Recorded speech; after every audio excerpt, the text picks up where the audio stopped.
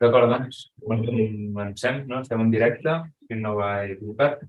Primer de tot, bon dia a tots i a totes. Avui fem nova sessió del seminari del CEI. Ens acompanya avui Ricardo Robledo, no sé si es veurà, potser demà si no, la portada lliurement, a presentar-nos la seva darrera investigació, La Tierra es Vuestra. Ricardo Robledo és investigador visitant, en l'actualitat és investigador visitant a la Universitat Pompeu Fabra. És doctor i va ser professor d'Història per la Universitat Autònoma de Barcelona, l'any 78, professor del 74 al 91, a la mateixa universitat, catedràtic d'Història Econòmica a la Universitat de Salamanca del 92 al 2011 i des de 2012 doncs, és, com deia, investigador visitant aquí a la Universitat Pompeu Fabra. És director del blog Conversación sobre Història, un blog sempre suggerent que gairebé diàriament publica diversos temes, és com una miscel·lània vinculada a la història i sempre genera noves perspectives i nous debats. El professor Ricardo Robledo té un currículum molt extens de nombrosos premis que valen la seva recerca. Les seves principals línies d'investigació estan vinculades a l'estudi de la història agrària, sobretot a l'anàlisi dels grans patrimonis peninsulars i el pensament econòmic vinculat a l'agrarisme. Ha investigat també sobre aspectes distributius, això vinculat amb la història agrària i la història econòmica en l'espai agrari, en aspectes distributius i de reformisme, especialment en la Segona República. A més, forma part de la Societat d'Estudis d'Història Agrària, del qual va ser president entre 2001 i 2009. Com deia, ens acompanya a presentar el seu nou llibre, el resultat de la seva investigació, d'uns debats que ja porta un temps publicant, debatent en públic sobre aquestes qüestions, sobre la reforma agrària durant l'època republicana i, en aquest cas, des dels seus orígens d'aquest reformisme fins a la seva, no diran desaparició, sinó el seu... va deixar estar, va morir per si sol a la reforma agrària. El llibre publicat per Passar-hi Presente. Si no vaig errar, les normes del seminari són de 45-50 minuts d'exposició i després vindrà un torn de preguntes que donarem inici. Sense més, jo entregar-te la paraula, Ricardo, i moltes gràcies per assistir. Gràcies. Em perdono que l'expressi millor en castellà. Una asignatura pendent.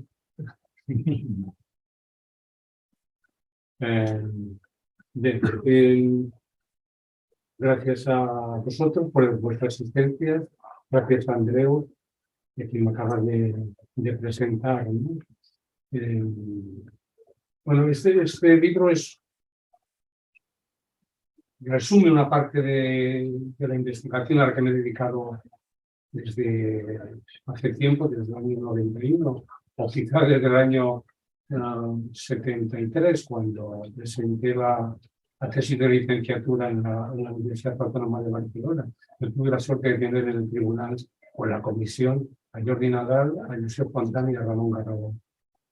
Y me acuerdo de lo que me dijo Nadal: Robledo es un hombre que tiene mucha pasión al exponer las cosas. Y bueno, el recuerdo es entrañable, aunque seguramente aquellos días de junio fueran un poco especiales, porque tenía que ir a la mili y esas cosas. Pero yo la cuento un poco para que me situéis los que no me conocéis. Tengo buena suerte de tener aquí una compañera de la Autónoma de Barcelona, donde hice 4 de los 5 cursos. Esto es una muestra o una señal de identidad normal. Otra yo diría que es también en el ambiente en el que nos formamos entonces, que nos ha dejado alguna huella, ¿no? Es decir, determinada materialismo histórico. Y yo sigo creyendo en cierto materialismo histórico, sin la rigidez seguramente con la que entonces creíamos a veces, tenía un automatismo, ¿no? Pero yo creo que hay un texto de Marx en el Capital que para mí es clave, que dice que la naturaleza no produce de forma automática las personas que tienen, digamos, bienes, y que esta situación no pertenece a la historia natural. Los poseedores de dinero de mercancías y por otros poseedores solo de la fuerza de trabajo. Es ella misma manifiestamente el resultado de un desarrollo histórico previo, producto de muchas subversiones económicas, del hundimiento de toda una serie de formaciones más antiguas en el campo de la producción social. Esta idea de la historicidad, que en el fondo es la defensa de nuestro oficio. Porque, claro, en economía, cuando le explican y llega a la salud, tenía la suerte de dar pensamiento económico en Salamanca en el último curso, que es una carrera de 4 años, y de repente descubrían cosas, porque, claro, están acostumbrados a creer a los agentes económicos sin historia, ¿no? O con poca historia, y de repente se dan cuenta de que hay mucha trayectoria y que además los problemas distributivos están en la clave, ¿no? Eso es, de hecho, la carga de profundidad contra el análisis neoclásico, que es el dominante en las propiedades económicas, son estas dos cosas: la historicidad y la variable distributiva. Se prescinde de estos dos, por eso estudiar reforma agraria, porque estas cosas un poco, no, de hecho, ya no se cuestiona la reforma agraria porque el mercado se encargaría de solucionar las cosas, ¿no? Yo tenía esta... ¿Qué es lo que pasa? Yo no he hablado del marco internacional, traigo aquí esta referencia de Lipton, porque aquí que lo conozco de sobra. Creo que hay alumnos de doctorado, no sé si habrá muchos aquí, pero algunos que tienen temas internacionales. Y claro, la ventaja del libro es que se puede descolgar la mayor parte del PDF, y que es el libro canónico sobre la reforma agraria. Acaba en 2009.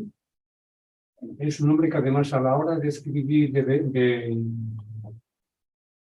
explicar la reforma agraria, que habitualmente, bueno, pues solemos hablar de la distribución de la propiedad individual que proporciona derechos, que proporciona acceso a los derechos sobre la tierra. Él añade algo que es: el objetivo es beneficiar a los pobres al aumentar su estatus absoluto y relativo, su poder y sus ingresos. La idea del empoderamiento para enfrentarse al poder del mercado. Yo creo que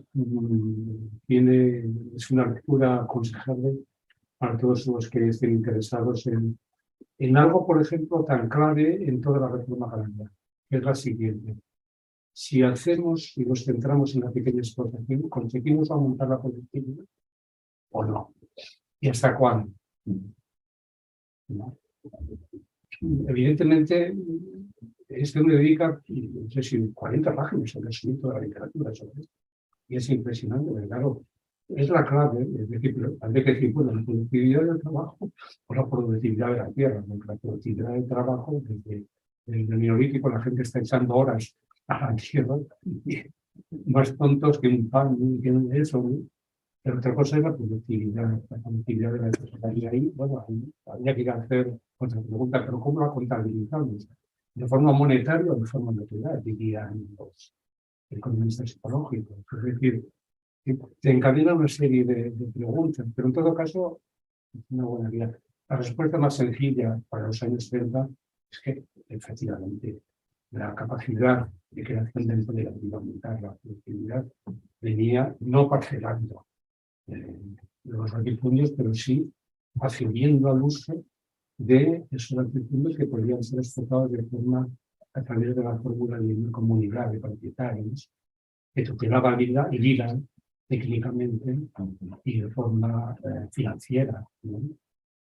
Esa era la idea de Pascual Carrión, que siempre defendió que si tú entregabas tierra al campesino, al final el poder del mercado se lo acababa. Para todo el siglo XIX, lo demuestra, porque los repartos de tierras a casas viejas. Casas Viejas nació como una división de bienes hacia 1820, ¿no? Y acabó concentrado no en el núcleo de dominación, pero sí en otro noble importante, ¿no? Bueno, esto simplemente es una referencia bibliográfica por aquello de que yo el marco internacional lo explico en el apéndice. La reforma agraria española es atípica porque se va a implantar un momento en el que lo que domina es el fascismo, ¿no? Y la democracia liberal está haciendo agua, ¿no? Entonces, una de las tesis que yo defino en el libro es la tesis que desde el ministro de Agricultura de Funes: si queremos consolidar la democracia en España, tenemos que hacer reforma agraria. Lo unión y eso de que en parte es lo que Companys hizo en Cataluña. Aragay decía que Companys metiendo en el cerebro a los aragaires de que tenían que defender la república y al mismo tiempo que defenderían la tierra. Entonces, esa idea creíble en un momento en que las democracias liberales en el 33 ya están, digamos, haciendo agua. Por eso no tiene mucho sentido criticar la reforma agraria porque se apartaba de una democracia liberal, cuando al contrario, se trataba de sostenerla, ¿no? Esto para hablar únicamente en parte internacional, que España se aleja de las tierras grandes, ¿no? La revolución, la reforma agraria, la revolución soviética, la revolución mexicana, que antes de 1911, y la descensuró, ¿no? Un poco un aspecto.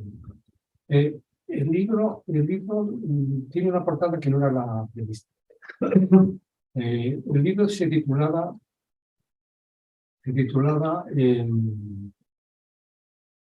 Del casino a la casa del pueblo. Hasta que dijimos que si tomamos casa del pueblo en el sentido literal, ¿qué hacemos con los enemigos? Eran precisamente los enemigos de la casa del pueblo. Hubo que quitar ese y Gonzalo encontró este cartel, creo que es del PUN, año 37. Y luego el libro no ponía nada de reforma agraria, es decir, ponía España 1900-1950, porque mi intención en el libro es que no fuera solamente reforma agraria. De hecho, hay capítulos sobre el nivel de vida, que son importantes, sin lo cual no se incluye la reforma agraria. Hay apartados electorales y sobre todo un capítulo de resumen crítico sobre la ideología de la reforma agraria. Con lo cual, un poco exagerando, decías, bueno, que también es una visión del primer tercio de la historia de España, ¿no? Claro, nosotros nos formamos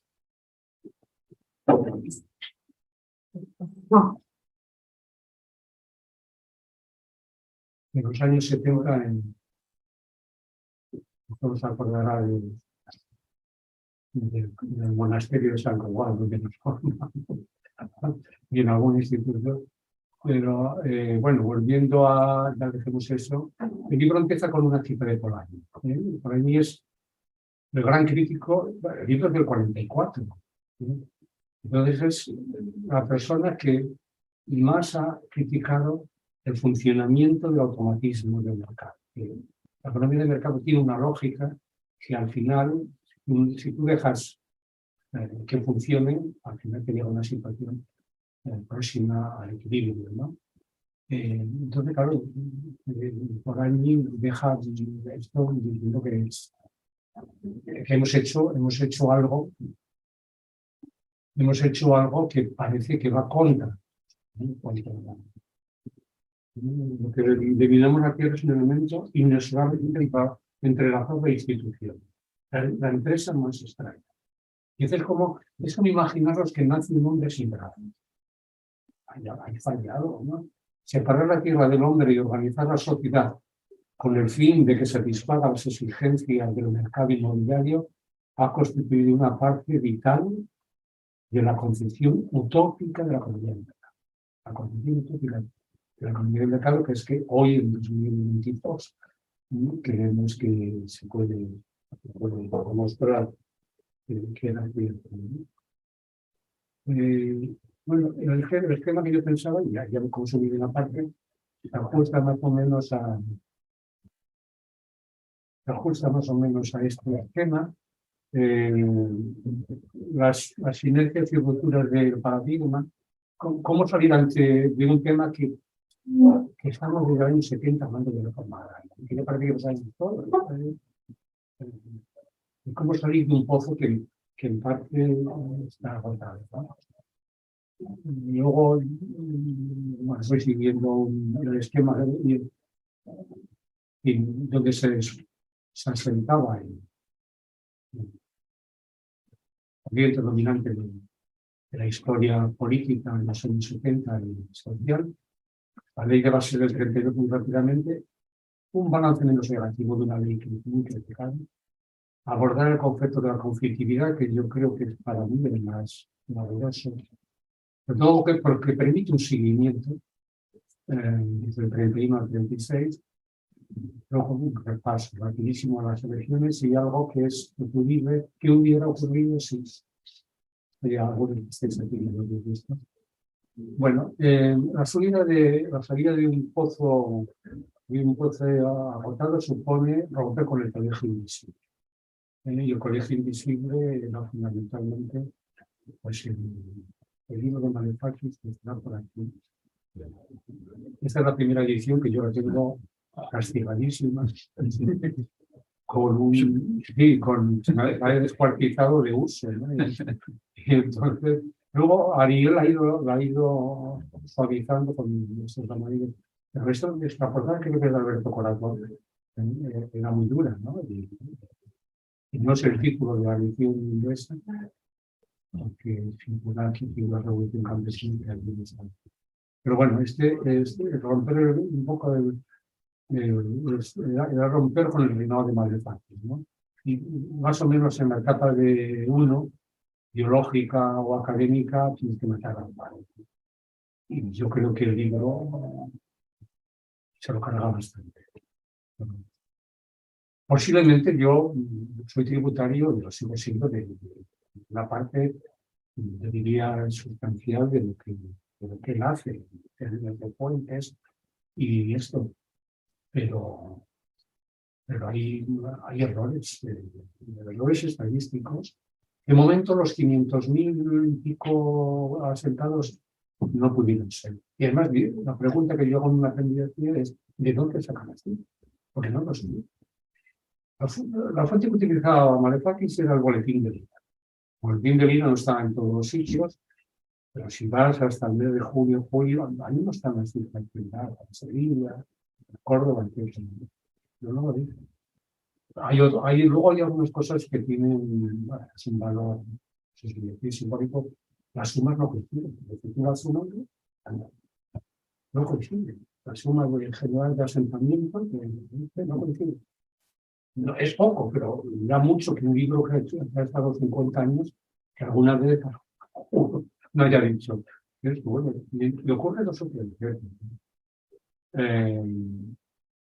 Entonces, bueno, eso no es de mérito. Sí es de mérito, yo creo, el planteamiento que se ha hecho de qué él hace. Es un planteamiento de poner a Largo Caballero no digo como un terrorista, ¿no? Pero viene a decir en las elecciones del Frente Popular, la continuada orientación revolucionaria de los caballeristas minó el poder del gobierno y aterrorizó tanto a extensos sectores de la población que la insurrección militar de julio consiguió un amplio apoyo popular. Esto es duro. Pero lo repite, es decir, trata mucho mejor a los republicanos. Y por supuesto, no digo la pena, pero los republicanos son muy dentro, ¿no? O sea, Caballero es el principal responsable que eso tiene en la cara del conjunto desordenado. Hay que decir que eso está escrito en los 70, cuando se sabía mucho. No podemos juzgar a Malefakis con las monarquías que tenemos, con la distinción que se ha hecho de los dos gobiernos de Azaña, y prácticamente se cortaron su línea de conducta. el tema de los públicos, ¿no? Relativamente. Entonces, bueno, yo subrayo ahí, bueno, luego hay un tema desconcertante. Yo conocí padre a Malefakis porque la Universidad de Salamanca le concedió el premio Nebrija. El Nebrija es un premio de prestigio que funciona en la Universidad de Salamanca, digamos, fundamentalmente de literatura, y aquel año se lo dio a Jackson y Malefakis. Conocía a los dos, Jackson ya con los problemas de la vista gravísimos, y a Malefakis. Pero claro, Malefakis venía a Salamanca después de haber estado en una conferencia donde se defendían los postulados de Pío XI. Entonces, era un hombre que jugaba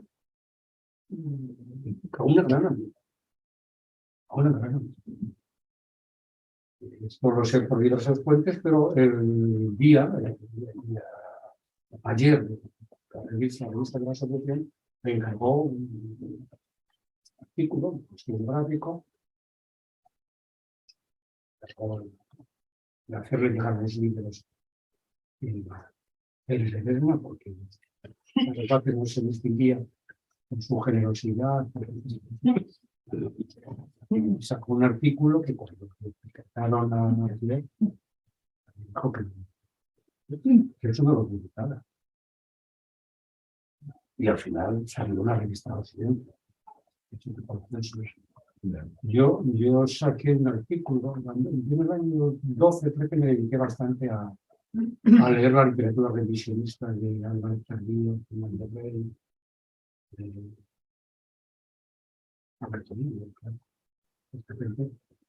Y el artículo hizo alusión a este escrito de Manufactura Nubes, no es que dijera que Moa es la tonta, no eso, pero no marca distancia, es decir, en la misma continuidad, ¿no? A la misma altura iba, yo qué sé, ¿qué podía adelantar la cosa? De la República. Bueno, esto es algo que posiblemente. Luego Puerto en Amarillo, realmente, algo que un poco está claro. Toda la teoría de la modernización, tanto Lipset como Link, y por lo tanto tendremos democracia, conseguimos democracia política, si no se dice lo de la política, es una que dominaba el horizonte de la Universidad de Columbia, es de la que está de alguna forma la gente en origen, por supuesto, aquí es esta declaración de mutuo entendimiento, creo que es importante.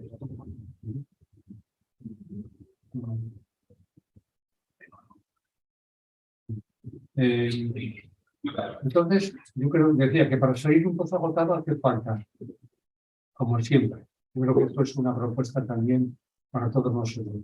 Hay que romper con el grupo de definición. Tienes que cambiar la metodología y tienes que introducir conceptos nuevos.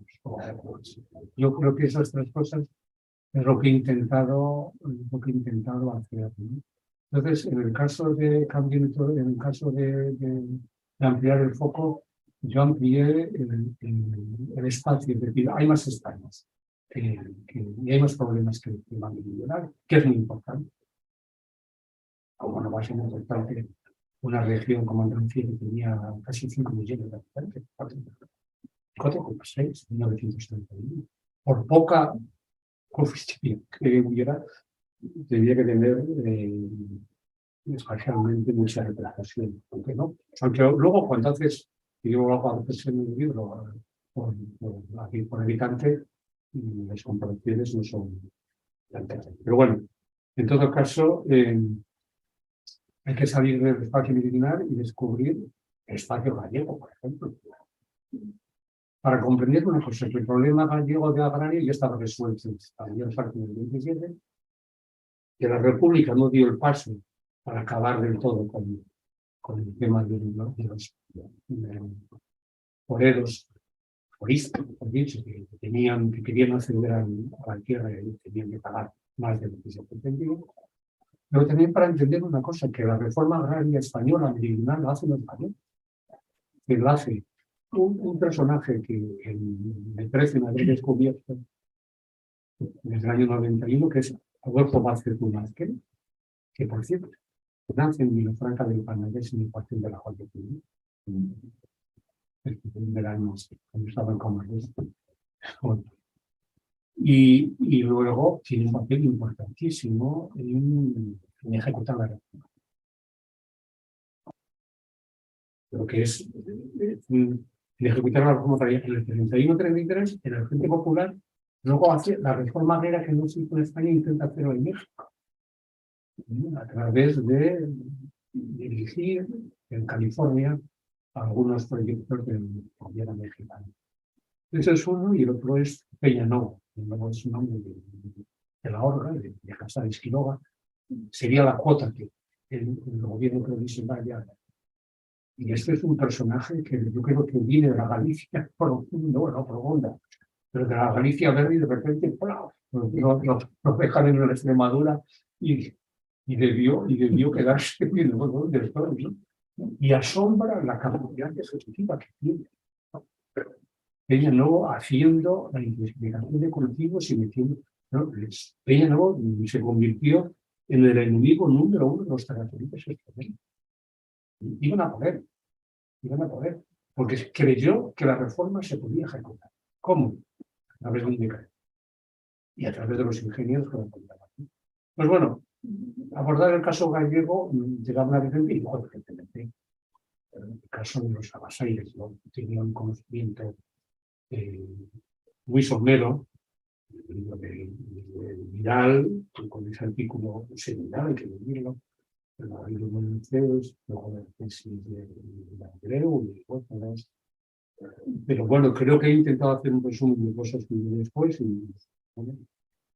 me he dado cuenta que es realmente es el movimiento más consistente del campesinado europeo, me atrevería a decir yo, en su actividad.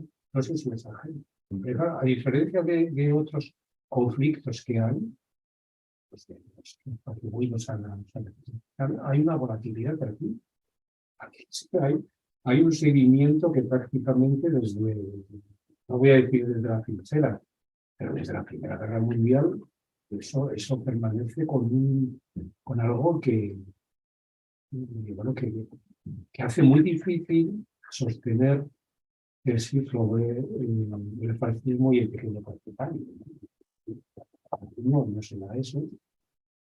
Pensar que ayer, como decía ahora en las discusiones de Cortes, es que los países tienen aparatos de radio en casa y cuentas corrientes en eso. Claro que había países, claro lo que había visto para decir Moneda, ¿no? También, ¿no? La capacidad que tiene de articular el movimiento de la las resistencias es importante. Y además el cuadro catalán te permite ver los conflictos cuando, a partir del 33 en Cataluña, me acuerdo mucho lo que puede pasar o así, cuando domine un régimen de derechas en Madrid y un régimen de izquierdas en Cataluña, ¿no? Los conflictos se encrespan y nos da dimensión. Bueno, y luego, en cuanto al tiempo, lo que yo hice fue, pues normalmente, Malefaki, pues la mayoría, cuando hacen la reforma agraria, Tegar cuando escribió su librito, lo prolongó. Bueno, es un librito de tamaño más pequeño, pero no, de ningún sentido tiene peyorativo. Pero quiere decir que tú no tienes idea de las reformas y la acabas en julio. ¿Por qué? Porque no entiendes luego la reflexión. No entiendes y entonces entiendes perfectamente cómo el desquite tiene una lógica que está en el bienio reformista, ¿no? Y sobre todo no se entiende tampoco los orígenes del partido, ¿no? La contrarrevolución, la contrarreforma agraria está ahí creando personajes, algunos de los cuales parece que para explorar, ¿no? Pero que se tiene que entender en ese relato, ¿no? de contrarreforma agraria y cambio de élites, ¿no? La reforma agraria continuó en un escenario distinto, de la columna del muerto, de los campesinos de Castilla, ¿no? Que sufrieron el embate de Mola, ¿no? Bueno, entonces, en cuanto a la conflictividad, muy rápidamente, aquí se aborda la conflictividad no de forma peyorativa. Hay un Kiernan, hay un libro espléndido sobre el bien y progresista, también creo que Aguilar lo estoy viendo, ¿no? Tiene también alguna advertencia sobre un libro sobre la historia, la historiografía, ¿no? Me dice, la lucha social o el movimiento de resistencia es también un asunto moral, en el que unos individuos toman partido en favor de ellos. Esto no solo ha acelerado el proceso técnico, que es la explicación que estoy pasada, es precisamente la conflictividad lo que hace cambiar, abre el paso de las innovaciones, sino que también ha construido las reservas morales de la humanidad, la acumulación de capital. Yo creo que la consideración de la conflictividad como una acumulación de capital moral y por lo tanto donde el fracaso a corto plazo pues a lo mejor no tiene todo el sentido, pues me pareció importante subrayar. Entonces lo que yo hice fue escoger unos 15 o 16 casos que empiezan con el asesinato del parque de María Luisa y acaban en Yeste, ¿no?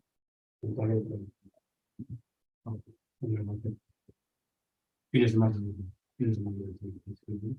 Pues, lo que te permite ese análisis de la conflictividad, bueno, pues es un balance terrorífico, porque claro, al final, en esos 15 16 casos hay 128 más. Y no es que esto sea un partido de fútbol y solo Diego el de Jaime. Pero que claro, de esos 10, 4 son de Castilla y Blanco. En realidad hubo una conflictividad que se le gritaba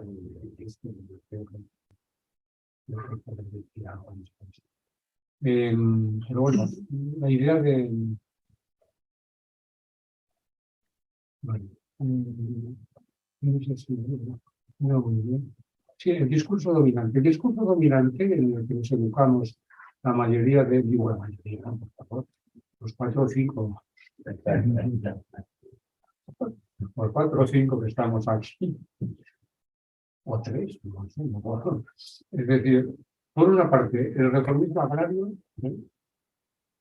Es decir, una tradición muy fuerte de economistas, de reformadores, de María Paz y de Carrión, estaba condicionando el atraso económico español. Y había como una especie de correlación. Además, atraso económico español era atraso de la conquista, porque siempre se sacaba a colación los rendimientos tan bajos que había en España. Lamentablemente, entre los agraristas que había, no se tomó en consideración, y yo no lo escribí hasta muy tarde, a Huguet del Villar. Huguet del Villar es un personaje increíble. De esos personajes atípicos, que escribió un libro en 1921, El valor geográfico de España. Y bueno, está fuera de la academia,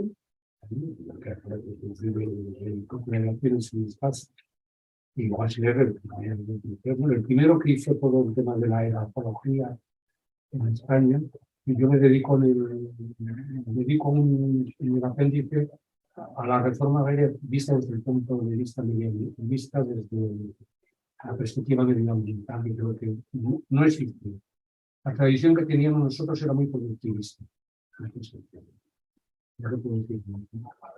Y el atraso económico español. Entonces había esto con muy pocas excepciones. Las excepciones, yo me acuerdo, llegaron en los años, a principios de los 80, en Nared y Martínez Abellero en una conferencia en Inglaterra, que a mí me dejaron en los 80, cargándose todo el esquema de Pascual Carrión, ¿no? Y alimentando una idea de que el productivismo de Pascual Carrión había hecho mucho mal. yo creo que exageraron los males. Es verdad que ellos ya estaban previendo que la industrialización de la agricultura no podía llegar nunca. Pero yo creo que exageraron ese esquema, lo traspasaron a los años 30. Yo creo que los años 60 España no tenía un problema de falta de producción verde o más, sino que era un problema más de era un problema más de tipo. Entonces, este esquema se profundizó en el 2001 con un libro canónico, El Pozo de todos los males, que es un libro, diría que es la Biblia del SEA, ¿no? Nos hemos educado en ese libro, pero yo me he atrevido a criticar también a matar a algún padre o a algún muy amablemente, porque el caracol discreparon de ese libro, ¿no? Que está en libro, porque el primero, el poder de Puigdemont, que fue el que más indicó en este libro, pues nos dejó hace unos años. Entonces, la ruptura del paradigma, del pozo y de esta, mira, es que no tengo bien.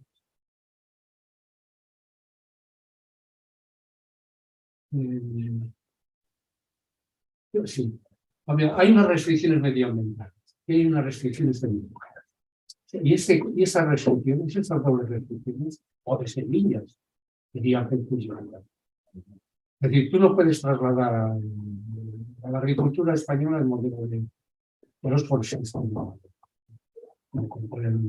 bueno, de la agricultura también. Entonces tienes que contar con agriculturas secas, que necesitan un barbecho, que necesitan descansar, y que la tecnología de las brigadoras que ya se conocían en 1850 no las puedes aplicar sistemáticamente para la agricultura española y que llevan el día y hay semillas que no se van a conocer hasta después de 1940, por lo tanto no se pueden hacer estas producciones. Y luego hay, no solamente el foto que no utiliza esto, pero otros historiadores que insistieron mucho en la racionalidad económica de los terratenientes. Los terratenientes no eran tontos dejando las tierras sin cultivar, a veces porque buscaban maximizar beneficios. Era lo que se llamaba el rentabilismo del terrateniente. Por tanto, dejar de criticarlos. Hacían lo que debían hacer. La pregunta es si ese dejar de hacer llega un momento en el que provoca un tipo de déficit social, que es lo que yo creo que ocurría en los años 30. Porque claro, ahora si juntamos en estas dos cosas, de que tú tienes unas restricciones medioambientales y por otra parte el gran propietario hace lo que debe hacer, ¿qué pique? Era un fatum, ¿no? Es decir, estás aprisionado entre esa horquilla, ¿no? Llega un momento en el que, como han dicho otros historiadores económicos italianos, Galas, Cohen, pero luego Simpson y Carmona, el latifundio era una respuesta al final a un transporte. Con lo cual, te atas las manos. Es decir, el revisionismo medioambiental que se desarrolla en el 2001 es el peso de unos condicionamientos objetivos, una visión muy positiva del cambio liberal del 19, la evolución, la reforma liberal, influyen en relegar la importancia de la reforma agraria. Y los terratenientes eran terratenientes innovadores. A ver, exagero. Yo no digo que yo diga luego dijéramos, pero sí otro tipo de literatura. Y el pozo de todos los males, yo lo he dicho por escrito a 6 años, en el libro, hay un déficit al comportamiento de clase de los terratenientes y al papel de género distributivo. Esto se puede decir porque, bueno, ellos no iban a hablar de los años 30, querían acabar con la mitología de la clase y lo consiguieron. España no estaba cansada de rendimientos, pero sí había un problema distributivo muy fuerte, una desigualdad tan llamativa que, bueno, que cualquier país tomaría esto. Pero claro, acudir a eso con la ley de bases del 32 es un poco exagerado, ¿no? Porque la ley es una ley es una ley dijéramos, de vuelo bajo, ¿no? Aquí hay un personaje, que no veo muy bien, pero creo que lo hago pongo en Azaña. Azaña es el padre intelectual de la ley. Un hombre que además lo dice, yo creo que sabiendo que iba a pasar, no sé si sabiendo que iba a pasar a la posteridad, pero claro, los diarios realmente, eso es una mina. Los diarios de Azaña, de modo cuadernos robados de 31 a 33, se jacta de decir, bueno, mira, pero ¿a dónde van estos socialistas que quieren ahora cuestionar la propiedad agraria? Y Ricardo lo entenderá perfectamente, cuestionando la ley hipotecaria del 61, si hay fincas que te basan en un informe posesorio, pues, ahí están. Es decir, no hay necesidad de reivindicar ahora la gran propiedad agraria. Pero claro que la sabía, como luego va a ver con los fines comunales. Pero no, Azaña dijo eso es un disparate. Y otro disparate que decía Azaña era decir, ¿cómo? Algo que realmente ha costado mucho. ¿Quiénes son los grandes terratenientes en España? No se supo mal hasta que se llegó al catastro. Porque el registro de propiedad expropiable y el Yugoslavo era un fraude impresionante. Impresionante. Como algunos casos. Entonces, claro, ¿qué es lo que sale? Para expropiar, la reforma agraria se basó en el criterio unidad cívica del pueblo, del municipio. Si tú pasabas de una cantidad X, 250 hectáreas, o 300 que dictaban las juntas municipales agrarias, tenías que declararlo en el registro de propiedad explotada. Pero claro, pero en ningún momento se siguió, como decía el secretario de la Federación de Trabajadores de la Tierra, el criterio unidad propietaria. Sumar todo lo que tienen en todos los campos de Estado, que no era del país. De hecho, ya lo podían haber hecho en 1912 o 13 con un impuesto sobre las cédulas personales. Me hubiera costado muy pocos miles de pesos. No se quiso saber. No se quiso saber. Y la cifra que damos de propietarios y grandes propietarios no vale nada. Finalmente damos ahí de lucro de calidad, porque es mucho más. Sobre todo si añadimos los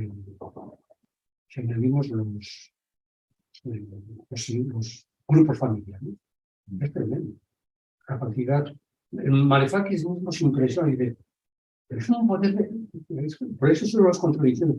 Era un poder impresionante, tienes la posibilidad de poder dar trabajo a miles y miles de personas en un grupo familiar. ¿No? Pero él no saca las consecuencias.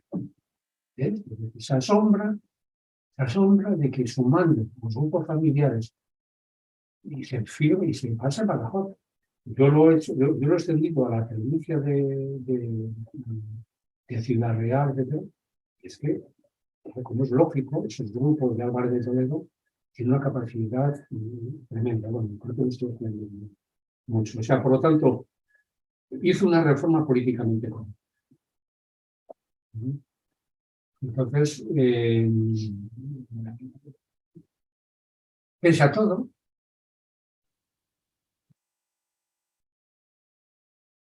bueno, y luego tuvo contradicciones fundamentales que son estas. Fue una reforma sin financiación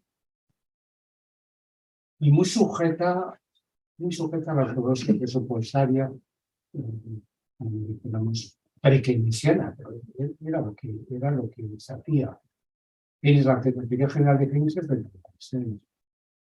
Estamos hablando del 31, entonces el colegio invisible y eso era que no hubiera decidido. Hoy nos asombramos de esto cuando hemos estado años agarrados a la ley de hierro del 3% y que no se pase, y con lo Grecia, ¿no?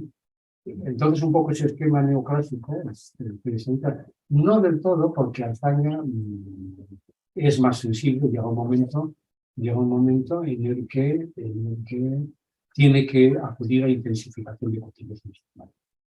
en noviembre del 32, ya con la ley se dan cuenta de que la ley del 32 no vale. Es un chaleco que no deja. Porque tiene que haber un IRA, tiene que haber un registro de la propiedad expropiada y de repente dice Azaña, ¿pero qué queréis? ¿Que paguemos con tiros a la gente que pasa hambre? Entonces ahí, con la ayuda de las tierras de la grandeza de España, asociadas al golpe de San Jorge, realmente en Sevilla los grandes estaban implicados, y con la justificación y con la intensificación de cultivos, bueno, pues se pudo paliar, sobre todo en zonas como el Extremadura. Bien, la ley es menos mala de lo que se ha dicho. Primero, porque el mito que estará por aquí, en Manicaki, yo ya lo he bautizado como error Manicaki. Esa idea de que los pequeños propietarios se enemistaron, porque pudiendo permanecer neutrales a la República, se convirtieron en enemigos activos de una reforma. Pero no los rabasaires y no los yunteros. Pequeños propietarios los hay en muchos tipos, en muchas clases, ¿no? Pero generalizan. Entonces, que perjudicó a los pequeños y medianos propietarios, tanto como a los grandes. Eso no es cierto. Lo curioso es que tenía la estadística. Y la estadística es esta. El porcentaje de pequeños propietarios, o sea, cuando se establece la ley de reforma agraria, las personas que crean que están afectadas tienen que llevar al registro de la propiedad donde está la finca, la declaración tiene que hacer el registro de la propiedad. Por eso Madrid, donde vivían los grandes propietarios, no tiene, porque de hecho la propiedad está declarada en el registro donde está la finca. En el registro donde está la finca. Aquí, sin embargo, pues lo que sorprende frente a la tesis de Madefakis y tal, es que todo el norte, incluida La Rioja,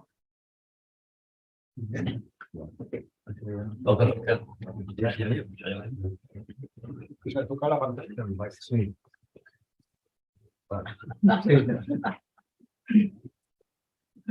Bueno, pues, teniendo la estadística, ocultó la clave. ¿Cómo es que el 38%?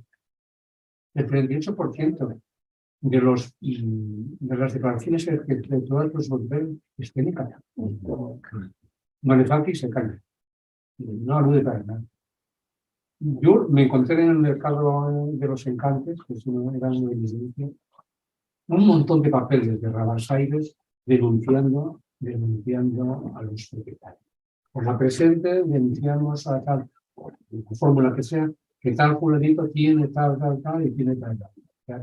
Aquí hay una parte de movimiento social Rabasaire importante, y hay otra parte que me he hecho pensar, que es también el problema del DEU y otro tipo de estructura de la propiedad, no lo sé, pero casi el 40% está en casa. Y la verdad que no hay nada de esto. Es decir, que entonces no es el pequeño propietario, es decir, llegas a calcular y dices, bueno, a lo mejor eran unos 150 en la provincia, porque tienes que ir. Además, estos propietarios se repiten en el pueblo de al lado, o digo, en el edificio propiedad de al lado. Entonces, si vas descontando nombres que se repiten, te quedan muy pocos. Pues esta ley del pequeño propietario acaba de perjudicar. La ley de términos municipales, vamos a ver, la ley de términos municipales realmente fue un incordio. Un incordio porque había términos municipales muy pequeños y pudo provocar el paro. Pero ya desde el 31, el término municipal en Salamanca y en otros sitios fue el término provincial, es decir, que permitía un flujo de gente de otros pueblos, etc., ¿no? A partir de eso, las leyes de términos municipales se suprimieron 4. Y lo que es más claro, es decir, fue una ley. Yo he encontrado muy pocos gobernadores que defendieran la ley de términos municipales. Defendían la libertad de trabajo. Muchos de los conflictos que había eran los gobernadores no eran socialistas, como se ve, fue un error. Era lo caballero. Pero no eran socialistas, eran revolucionistas, eran radicales socialistas y otros, pero defendían, a Rajoy por supuesto, defendían la ley de términos municipales, defendían la libertad de trabajo, que era lo que tenían asumido. ¿No? Entonces, hay otra forma de entender también la ley del 32 como los manuales, el papel que juegan los animales, sobre todo el cambio de uso, de acceso a los contratos. El acceso a boyales de los pueblos, cuando que llega la República, los braceros, yo diría los campesinos con burro, desplazan a los campesinos con vacas. Es decir, es la parcela, para sembrar patatas, para comer. Y eso también es vida. También la reforma agraria, por muy errónea que fuera, cambia algo. Y luego hay algo que es esto, que es un cambio en las tijeras de renta y salarios. Esto me lo he inventado yo, pero basado en cifras, pues, bueno, un poco impresionistas, y por eso pongo evolución estimada y tal. Vamos a ver, aquí en España, desde 1811 hasta 1971, el único momento en el que hay una caída de la renta de la tierra que abismal, que es la crisis del diezmo y la crisis de la renta agraria en el antiguo Egipto. De 1808, ya había empezado antes, a 1836. Ahí es el hundimiento de las rentas de la Iglesia. El hundimiento de las rentas de la Iglesia, que era el hundimiento de las rentas de las universidades, por ejemplo. La banca vivía de los bienes y otras universidades. O sea, entonces, los rentistas del antiguo régimen desaparecen. Pues hasta 1931 no se vuelve a ver. Cuando, no es que desaparezcan, pero bueno, la renta con los decretos revisionistas de 1931 y luego los decretos revisionistas permiten ponerse de acuerdo con el propietario y según el poder de mercado que tengas como arrendatario, decirle o me bajas la renta o no tendrás que buscar tu arrendatario. ¿Quién gana con esto? Y mucho, los grandes arrendatarios. Los grandes arrendatarios son tremendos que caminan con los grandes ganaderos ven cómo bajar la renta. Lo cual podía compensar la tendencia ascendente de los salarios. Pero la tendencia ascendente de los salarios acaba en el 35, yo creo que acaba ahí. La idea general es verdad, los salarios subieron con desempleo en la República, pero a partir de fines del 34, con toda la lucha política, los salarios se despegan. Y ahí se perfila un poco el final de lo que va a pasar, es decir, los salarios van a seguir cayendo muchísimo en la autarquía, al 50% en términos reales, y la renta de la tierra depende, pero también con la inflación lo que se produce la eutanasia del rentista. La mejor forma de acabar con un rentista es la inflación. Bueno, se ve que no soy rentista. ¿Por qué la inflación? Bueno, creo que... bueno, aquí traía una cita de Max Weber. Max Weber escribió unas monografías de 1800, donde plantea simplemente que la cuestión de los salarios es una cuestión de poder. Yo creo que esto está muy presente en la República. Es decir, la capacidad de ponerte al mismo nivel, la capacidad de ponerse al mismo nivel del propietario a la hora de negociar la cuestión. Ahí hay una frase que es importante, la energía física. Hay estudios que a través, no he encontrado, yo creo que lo cito, a través de análisis este antropólogo. A través del análisis óseo se descubre el nivel de alimentación que había. Entonces, la reforma, la guerra civil ha perdido los jóvenes también en ese sentido, ¿no? Y ahí se ve, bueno, pues que el déficit que había, no en parte lo anuncio en el capítulo de los niveles de vida.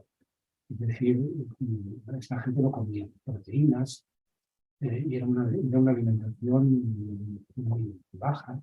Y eso, con la capacidad del esfuerzo físico, como diría Bernardo de Quirós, con temperaturas senegalescas, que producía un tipo de choque tremendo, ¿no? Entonces, claro, los trabajadores necesitan energía física. Este texto de Weber lo pongo ahí un poco para ampliar. Bueno, esto vendría para decir lo siguiente. La conflictividad de una república es una conflictividad fundamentalmente por el mercado, más que por el mercado. En términos porcentuales, esta es la estadística de 1931 a 1930. Ahí está, y se continúa después. Quizá en el Frente Popular, lo que aquí es color naranja, me parece, que es el color naranja, esto quizás se amplíe algo más. Que son los electorales. Electorales y políticos, me parece. Eso es posible que se amplíe algo más, ¿no? Pero en términos generales, la conflictividad fue fundamentalmente una conflictividad en el mercado de trabajo. Y aquí, yo de hecho,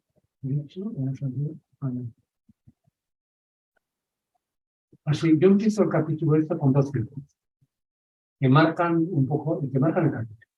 Una cita de Paco Comín: la República podía prescindir de los curas, pero no de los repúblicos.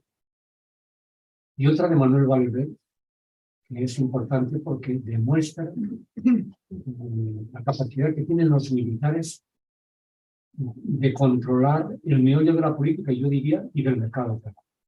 Lo que yo demuestro en el libro es que el mercado de trabajo era un mercado coactivo.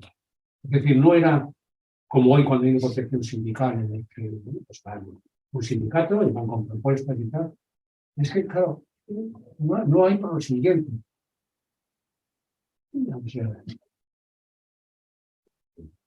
Primero,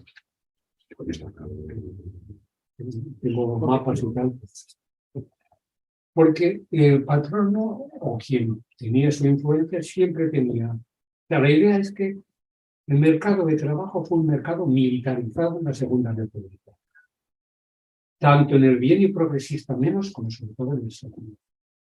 Eso quiere decir que podía haber estado de guerra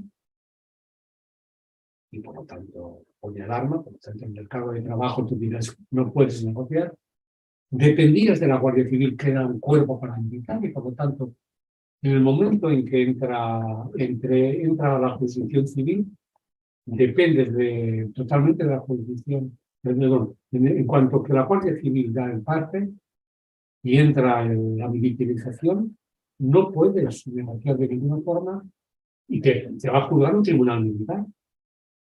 Y tercero, porque algo que no se ha estudiado sistemáticamente es la violencia patronal. Es decir, en cuántos conflictos la Guardia Civil está acompañada con patronos que disparan desde otros lugares. Es decir, ocurrió en Manachuelos, ocurrió en Villafranca del Arzobispo, ocurrió en varios sitios, ¿no? Es decir, la militarización del orden del mercado de trabajo. Eso es brutal, porque cualquier reivindicación potencialmente podía ser militar, podía ser acusado por una estructura de un mando militar o de una técnica militar. Y yo terminaría con esto.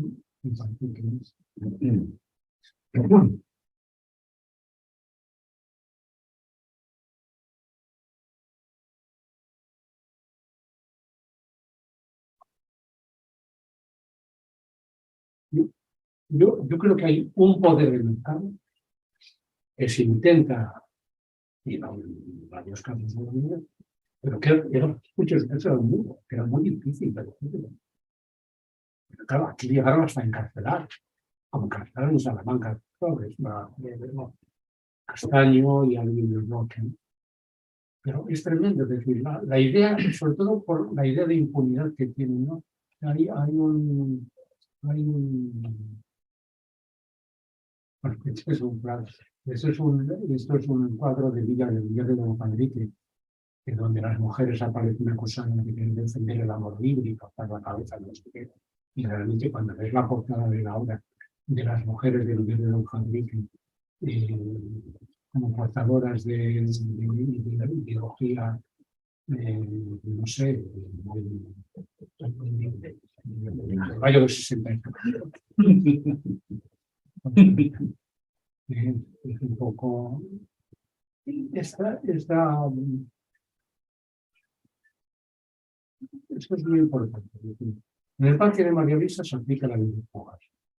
El 22 de julio de 1931, 4 obreros comunistas, el Partido Comunista, son asesinados, ¿no? Por monárquicos, por guardias cívicas.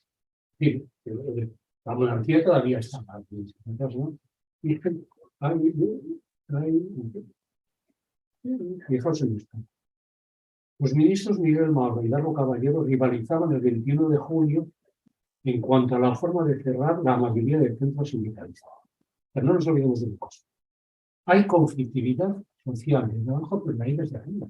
Y la hay desde arriba porque Largo Caballero es ministro socialista, que compite con el mercado de trabajo de la GLP. Entonces, Largo Caballero trata de cerrar centros sindicalistas. Al día siguiente, Maura, el loco, ¿no?, se atrevía a pronosticar que hundir a cañonazos una casa vieja y vacía en Sevilla, en la que según Azaña se podría fingir que había gente dentro, influirá ventajosamente en la aplicación de la pesquera. Teresa Pino, el ministro de Gobernación, nos pone ya en la pista del libro del acontecimiento luctuoso de la Semana Roja en Sevilla. Tras las últimas investigaciones se ha demostrado que el objetivo principal era criminalizar la protesta social de los sindicatos no integrados, los anarquistas y los comunistas. Y así se bombardeó al día siguiente la casa de Cornelio, en cuyas ruinas en la posguerra se levantó la Basílica de la Macarena. Estamos viendo los efectos de todo esto. Pero Miguel Maura dijo entonces: cuando se sepa que la República cañonea a sus adversarios en armas, el efecto en el extranjero será muy importante. Esto es, bueno, un poco la historia que ha relatado Miguel Maura, ¿no? Hay más cosas ahí del proceso electoral, etcétera, pero la conflictividad social mirada en el largo plazo, es decir, empezando en el Parque de María Luisa, siguiendo por Casas Viejas y acabando en Yeste, que da una visión de la República, bueno, pues que no se queda en el debate de Díaz del Moral, de Hidalgo, de los votos particulares que nos hemos tragado siempre en los proyectos de reformatoria, ¿no? Tiene, bueno, que también el libro me centro no en los proyectos, sino en el anteproyecto, ¿no? Oye, he hablado más de esto. Sí. Muchas gracias, Ricardo, por la disertación extendida. Pero, bueno, suposo que hi haurà preguntes. Ara no hi haurà un comentari, també alguna aportació. Jo, abans de donar pas, una de les preguntes principals que et fa el llibre és precisament això que estàvem parlant ara. Què s'entén per reforma agrària? I no només s'ha entès principalment aquest canvi jurídic, però no només és un canvi jurídic de la propietat, sinó que, com explica el llibre, doncs és l'accés als comunals o l'exigència de tornar als comunals, diguéssim, refer o desfer el procés de desamortització del 19 i després la lluita per mercat laboral, que és una lluita que ja es demostra, com ho explica sobre la taula, durant els primers 30 anys del segle XX. No? Ara deia de Díaz del Moral, però durant el trienni bolxevic, entre cometes, doncs, la lluita i també militaritzada al Penedès, no? És precisament això.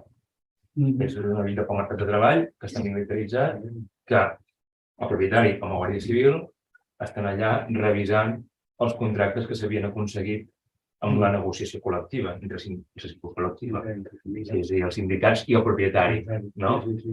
Però això no que és una cosa que també aquesta pressió constant que hi és i que després, una vegada entre la dictadura, bueno, abans de començar la dictadura, no? Però la Constitució de la Unió de Rabassaire diguéssim que està allà i que cristal·litza aquesta lluita.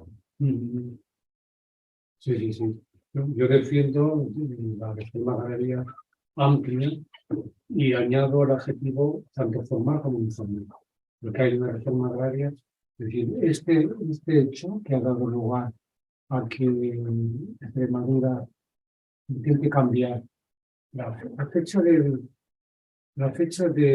8 de septiembre es la fecha de la fiesta de Extremadura, como lo es en muchos sitios, ¿no?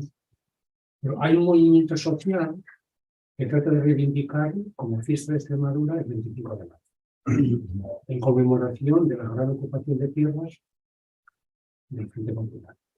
Y antes de que se pudiera poner en marcha pues, la reforma agraria formal, porque no daba tiempo, las elecciones han sido el 10 de febrero, etcétera, no hay parlamento, no hay eso, pero hay un movimiento de la Federación de la Cooperativa y está bien realizado. David Seymour murió hace poco, creo. Y esta es una foto para una revista extranjera que tiene algo de ético, ¿no? Y que, como os digo, es el motivo que alienta el movimiento y a poder llamarlo. No, que sospecho que Rodríguez Ibarra no le gustará mucho, que es defender que hay otra fecha posible de la región extremeña.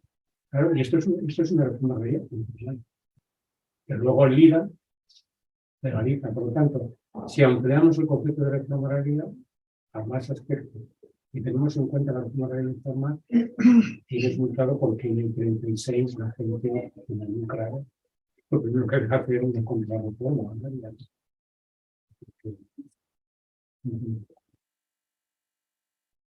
No sé si hi ha cap pregunta, intervenció.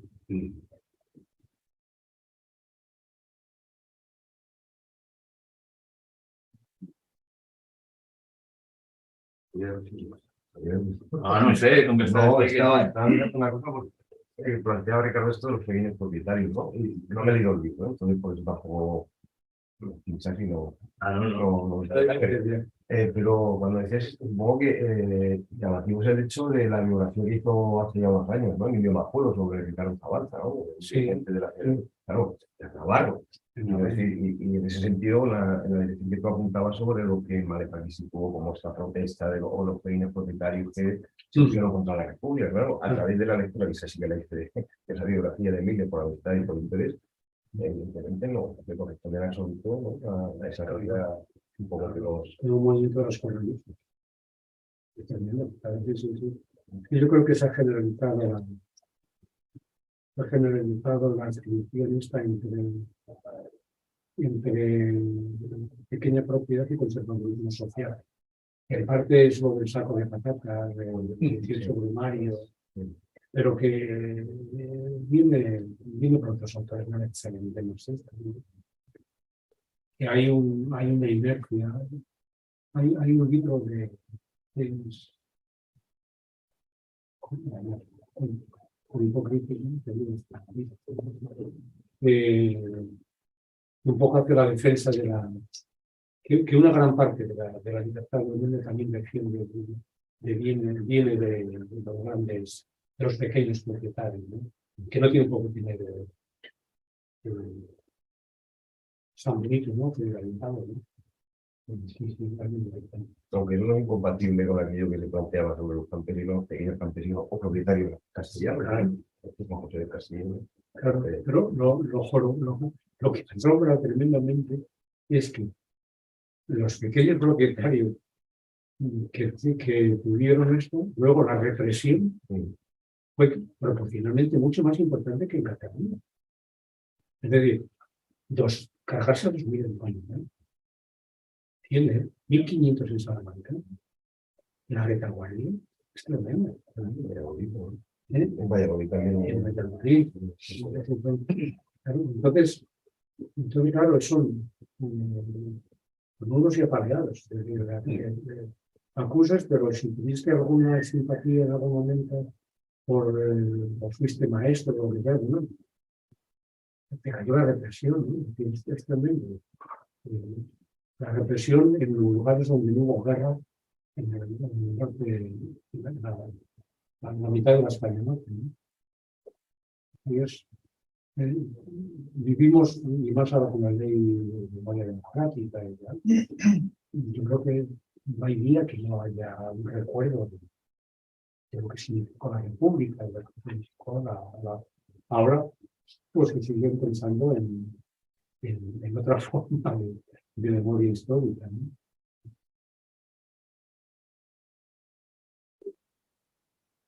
A mí me ha sugerido una duda el mapa este que has puesto sobre el registro de la propiedad, ¿no? De la gran propiedad, y que decías que más o menos el 30% de esta gran propiedad, de estos grandes propietarios, estaba en Cataluña. No es este. Pero no es gran propietario, es decir, es de los propietarios propietarios estructuras que podían ser no los grandes latifundistas, es decir, por ejemplo, ¿qué diría yo? Lo que se llamaba el ruedo de los sueños, ¿no? Tú tenías 30 hectáreas en el radio de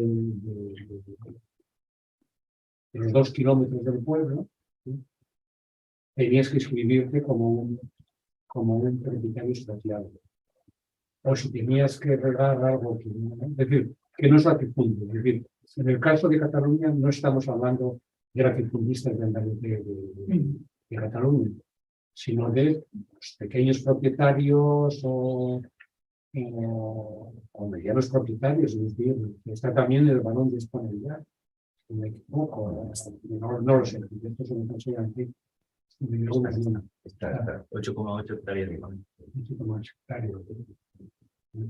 Pero quiero decirte que no es el esquema de los grandes, sino que la casuística de la ley de reforma agraria permitía que unos propietarios medianos, depende de cómo estaba situada su finca, podían estar afectados por la reforma agraria. La estructura de la propiedad dispersa, ¿no? Que es la que caracteriza la norma. Donde pone ya que es un patrimonio absolutamente disperso entre Lérida, Barcelona, Barcelona de Girona, si no recuerdo mal. O los municipios familiares, ¿no? Los Raventós. Exacto. San Sadurní, Raimar, Sí. 3.000 hectáreas en Lleida. Es una ciudad de los hacendados, en Pisendari. Sí. Sí. Lo que yo no sé, y están en el registro. No lo sé, es una cosa que te quería preguntar. No, yo lo que te puedo. Bueno, en esta sí aparecen el número de personas que declararon, ¿no? Que en Girona no se protege. Pues sería bueno también, ¿no? Compararlo con lo que... Pero es el número, ¿no? Es decir, El Marqués de Monistrol también 300 y pico solo en San Sadurní. en Girona fueron 6.773 propietarios y 22.000 fincas. Son propietarios. Pero estos son propietarios sin repetidos. Estos son repetidos. Claro. Claro. Aquí Okay. debe haber menos propietarios. Claro, lo digo en el apéndice. Sí, El sí, apéndice, a lo mejor yo calculé que era un 40%. Por lo tanto, la propiedad está más concentrada. Sí. Pueden ser a lo mejor unos 3.000, 2.000 y pico, no sé. Y luego hay un apéndice en el que hago la corrección y me di cuenta sí, que pusimos para ayudar. Bueno, pero sí, lo que es llamativo es buscar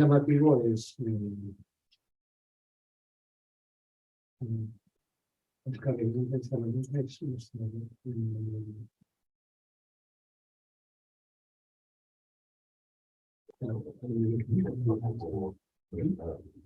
Bueno, esta es la formación sin descontar Ujú. sin descontar. Que sabía de todo. Porque hay un estudio, ¿no? Leí que hay un estudio Claro. en Girona, de Girona, que se están llevando a cabo. Y bueno, pero es una cosa que empezó a hacer el XR y que tiene, a mí me pasó la posibilidad de hacer un cálculo que va en pero no está publicado, yo creo, pero bueno, hay un sitio aquí de esta información que no tendrá inconveniente. En el registro, yo cuando tenía poder, ya estaba en Salamanca, en vez de ir al registro de la propiedad expropiable, lo que pasa es que no está comercializado, hay CDs por cada uno, ¿no? Que los envía al ministerio. Pero llegar a que te los manden y todo esto, Vale. yo tenía porque el que llevaba el servicio de, no de estudios, pero en fin, que tenía el inicio propia, nos mandaba, y por ejemplo, yo creo que tengo de la República, de Salamanca, algunos, ¿no? Pero claro que Cataluña no tengo, pero el que hicieron un cálculo que esto es muy anualmente, ¿no? Es que es muy interesante esto, ¿no? Por la idea esta dominante de que en Cataluña todos son pequeños propietarios, la propiedad está más repartida, que hay la contraposición con el sur, y que no, si no hay problema latifundista, no hay problema agrario. Y esto se ha repetido hasta la saciedad, y sale están los manuales de instituto, Sí, sí, sí. que estudiar de este modo, pues, Sí. muy interesantes para. Supongo que estos planteamientos que digo son basados en el análisis de Malefacis. ¿Cuál? Estos de Sí. que la propiedad, la pequeña propiedad está más repartida en Cataluña y que. Sí, bueno, yo no creo que, no recuerdo ahora que se preocupara de estos temas de concentración de la propiedad en Cataluña. Y que es una de las autoridades. El problema de Maletakis es que es el clásico, es decir, como es el clásico, pues ya está, Maletakis dice, y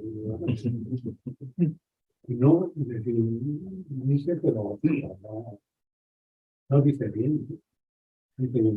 No.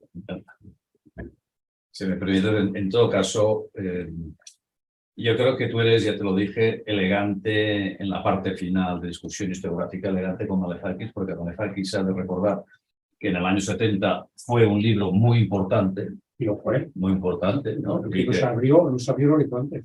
Y además con aportación ya empírica, ¿no? Es decir, porque hasta entonces era memorialística, ideología y fraseología.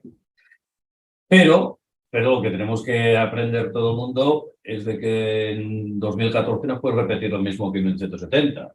Entre otras cosas porque es negar una evidencia de los estudios que se han hecho alrededor de este tema en todas partes por muchísima gente y que ha aportado y tal. Y que por consiguiente dice, escuche, usted sirvió para animar a la tropa y la tropa pues aquí ha aportado, ha matizado o ha contado mejor lo que usted hizo, con lo cual tendría que usted reconocer el trabajo que se ha hecho, cosa que no lo hace cuando usted dice lo mismo en 2014 que en 1970.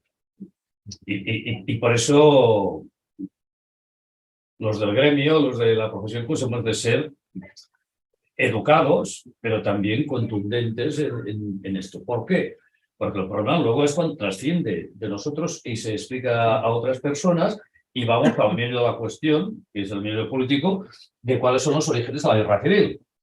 Porque ahí estamos todos. Para explicar aquí todo esto lo hacemos para intentar, es decir, si se justifica, ¿no?, el golpe de Estado, porque aquí se está produciendo unas cosas terribles, ¿no?, a partir de esto de la reforma, es decir, que los propietarios se sienten amenazados, con lo cual más que se justifica esto.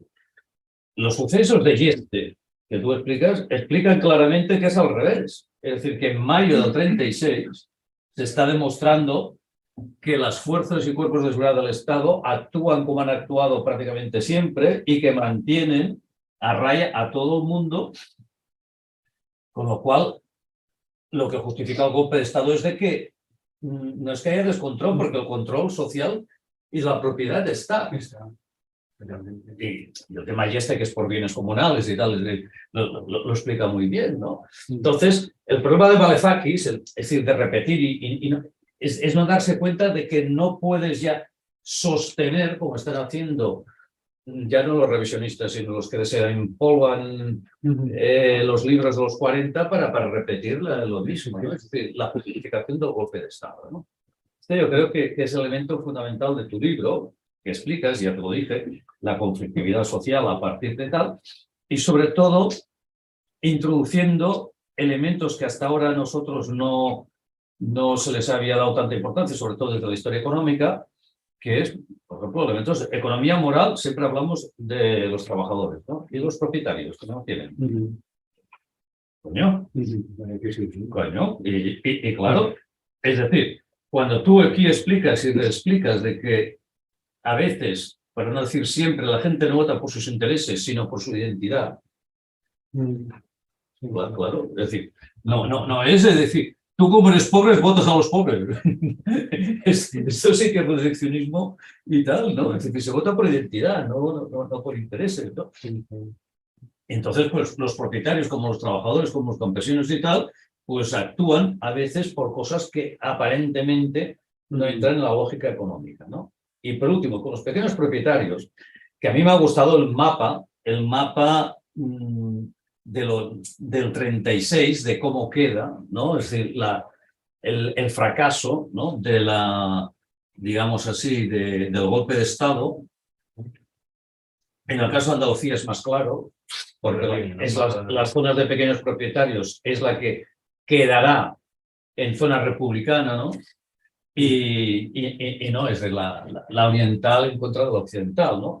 Y entonces es un tema importante para saber la altísima represión en Navarra, que antes se discuta, porque los pequeños propietarios no son los que están a favor del golpe, y por eso los exterminan en Navarra.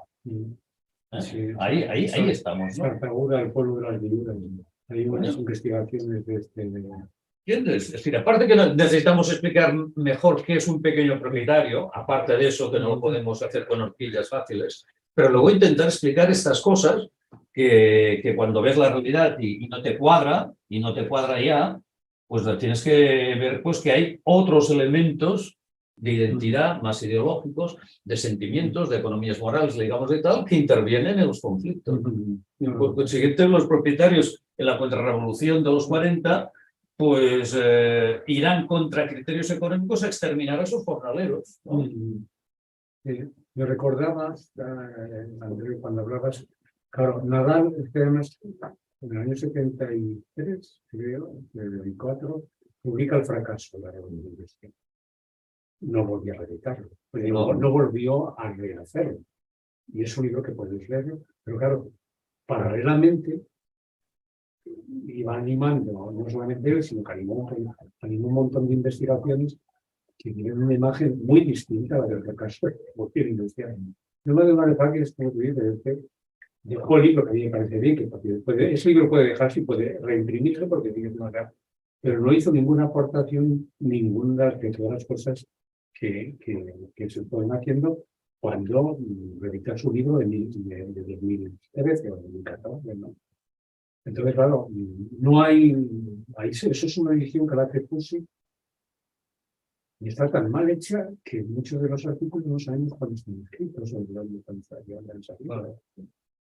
Entonces, es una pena porque Varoufakis es un pianista. Tuve la suerte de conocer, leyendo la edición inglesa, hay un momento en el que dice agradezco a un apellido, a un graduado y con el nombre y tal y tal y tal. No sé qué. Eso en la edición española no está. Entonces yo cacharreando en internet localizo a este estudiante que ahora que no tenía como que ya tenía varias que ahora lleva una web dedicada a la agricultura ecológica y al movimiento, dijéramos, pero vamos, muy en relación tal. Entonces nos cruzamos varios correos y no queríamos resistir. Dice, sí, yo ayudé a Malepaquis a hacer los cálculos, pero solamente los cálculos. Y, no, y la verdad es que me interesa, porque es una web muy buena. Creo que es Soul o Glow, no sé si queremos recordar. Recupero el correo porque está en la edición inglesa de Malepaquis y realmente tiene gracia, ¿no? Después de años recuperar a ese yo, sí, pero yo no quiero saber nada de él. No tengo que ver nada con el planteamiento de vida. No es una ley. Digo yo, al hilo de lo que decía Andreu, me parece que lo comentaba Ricardo antes de entrar, que por otras razones, mirando en el índice histórico español, encuentro una reseña de José Fontana, el sitio de hace ya, en verano. Bueno, la reseña, era una reseña súper elogiosa, ¿sabes? Lo que dice Andreu, es decir, que había y representa la por eso hay que explicarlo, sí. Yo contesto. digo, claro, y Fontana, es decir, que también era una persona crítica con las cosas que no, las reseñas de Fontana habitualmente no había elogios, así que es raras, ¿no? Porque, entonces, la cosa es, y voy a la cuestión esta de los revisionistas, no ya de los más extremos, ¿no? Que no son ni revisionistas, son simplemente apologetas, ¿no? Pero Álvarez Tardío y Rey Reguillo, yo creo que una pieza esencial de todo su, que tú, me acuerdo en Albacete, en el encuentro, ¿no? En el Congreso de Historia Contemporánea, en una mesa hubo, digamos, algunas cosas que hicieron que la voz de Álvarez Tardío, sobre todo, ¿no? Se pudiera chillona, ¿no? Yo creo que Rey Reguillo es una persona más tranquila. Sí. Es que es una pieza esencial de todos sus relatos sobre el asunto, Sí, el tema del campo. Claro, Rey Reguillo lo que habla es aquello, ¿no? De palabras como puño, ¿no? Que es Ciudad Real, si no recuerdo mal. No terminé de leer el libro, lo confieso, y no sé si está mal, si está grabado. Como puños de Ciudad Real. Pero sí que lo adoptan como una Es pieza. una señal de distinción. Sí, bueno, él sobre todo tuvo Álvarez Tardío y Roberto Rubio, que se llama el cómic. Pero luego la versión del laberinto español, que lo publica Hanson en Álvarez Tardío y Fernando Reynoldín como editores. Sí, yo discutí con ellos y luego alguna vez con las cifras que utilizan, porque a veces el argumento expuesto es que van a las fuentes y tal. Y yo, en el caso de Hornachuelos, perdón, que es un poco extremadura, yo discutí con ellos privadamente de que las cifras que daban ellos no coincidían con las que yo había encontrado. Pero más allá de las cifras era la propia crítica de la fuente, que yo recuerdo que le dijiste, porque me parece que fue, a ver, dices, que han mencionado Villa, que era algo como que fue gobernador civil de la provincia de Cuenca, creo, que decía que tal, y un poco de sonrojo en la mesa diciendo, bueno, eso es lo que dijo el gobernador civil. Claro. Y no, es que no mediaba la crítica de él, es decir, lo tomaba como si fuera la verdad. La verdad. Me acuerdo de la mesa porque llamó la atención profunda. Sí. Bueno, y la idea de la falange como revisionista, ¿no? De que no era cuestión de señoritos, sino que era una cosa de pobres y tal. Cuando dice pero no podemos trasladar con citas de la sociedad de Boris Paterna a una realidad como la de España de 1930, ¿no? Bueno, hay extrapolaciones. Yo creo que, sobre todo, resultan más chocantes porque el argumento que se utiliza es el de la objetividad.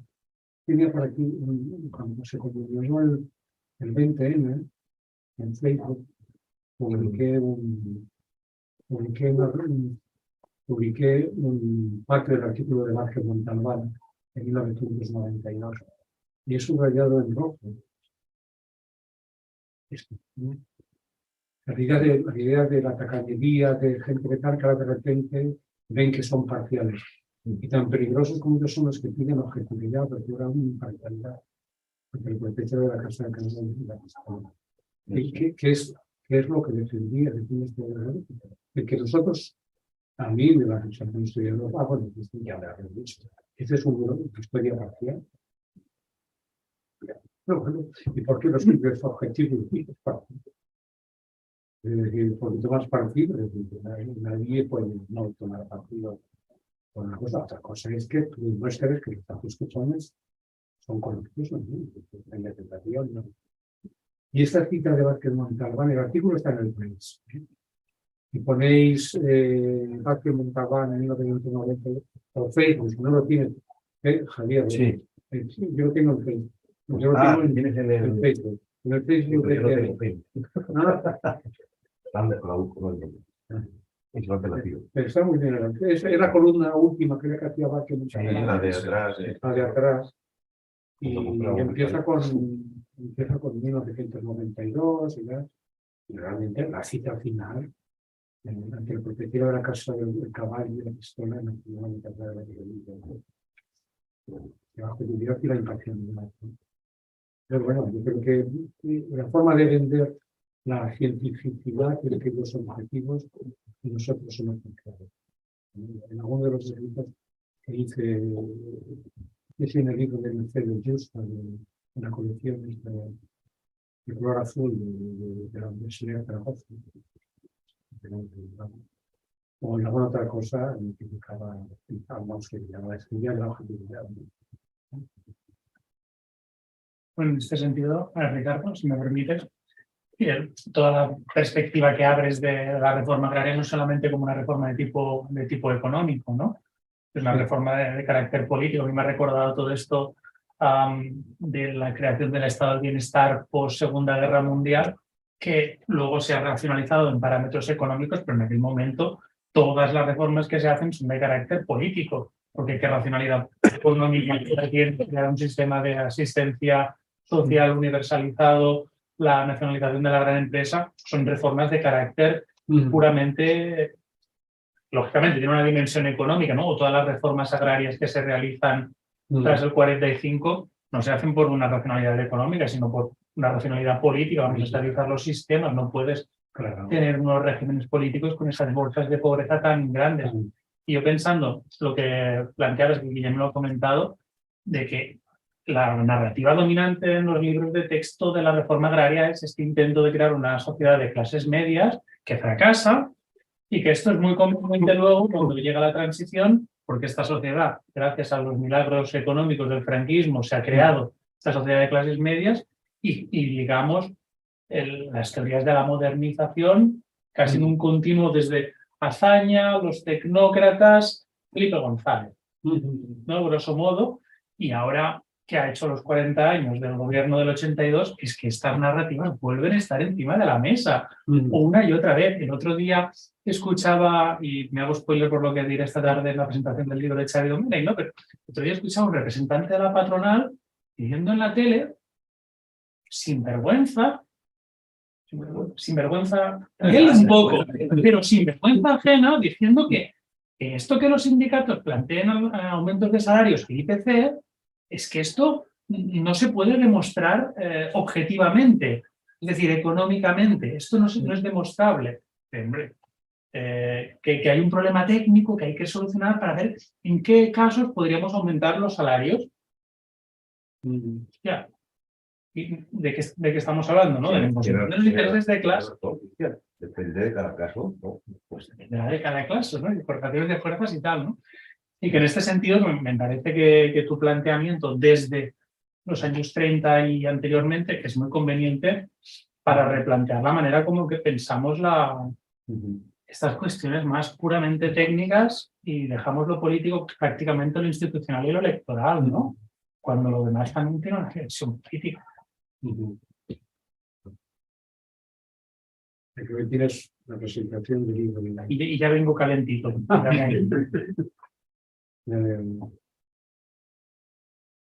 Pues sí parece. No sé qué hora es.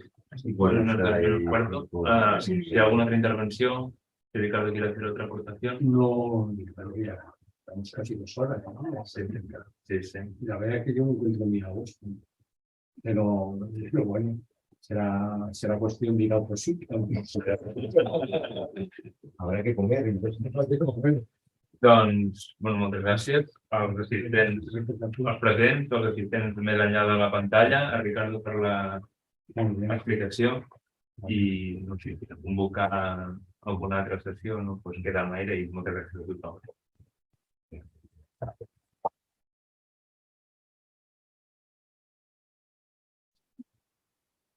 Muchas gracias. Bueno, está fregado ya, ¿no? Pero hoy el nivel ha sido más alto. Sí. Pues se nota en los seminarios, y está bien, porque una cosa es cuando presentas y te vienen la familia, los amigos, y tienes que... Pero hoy el nivel ya, es decir, que ya no explicabas a quién citabas y de qué manera. Y no, que está bien, ¿no? Pero que se agradece.